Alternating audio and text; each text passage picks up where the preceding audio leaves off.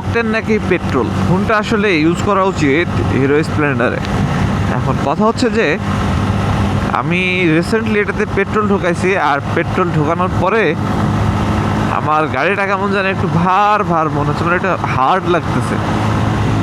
Pick up একটু উঠতে সমস্যা হচ্ছে, এবং মাইলেজটা কিন্তু ভালো পাওয়া যাচ্ছে। অকটেনের থেকে কিন্তু পেট্রোলটাই মাইলেজ ভালো দিচ্ছে। যারা মাইলেজ নিয়ে কনসার্ন থাকেন তারা কিন্তু চাইলে এটাতে মাইলেজের জন্য পেট্রোল ইউজ করতে পারেন। আর অকটেন ইউজ করলে এটার পারফরমেন্সটা ভালো থাকবে, এটার এক্সেলারেশনটা একটু বেটার থাকবে, ভাইব্রেশন থাকবে না। ওভারঅল ভালো একটা পারফরমেন্স দিবে এটা আপনাকে। তো আপনি যেটা খুশি সেটা আপনার প্রয়োজন অনুসারে ইউজ করতে পারেন, অথবা পেট্রোল অকটেন মিশাই ইউজ করতে পারেন, দেখতে পারেন।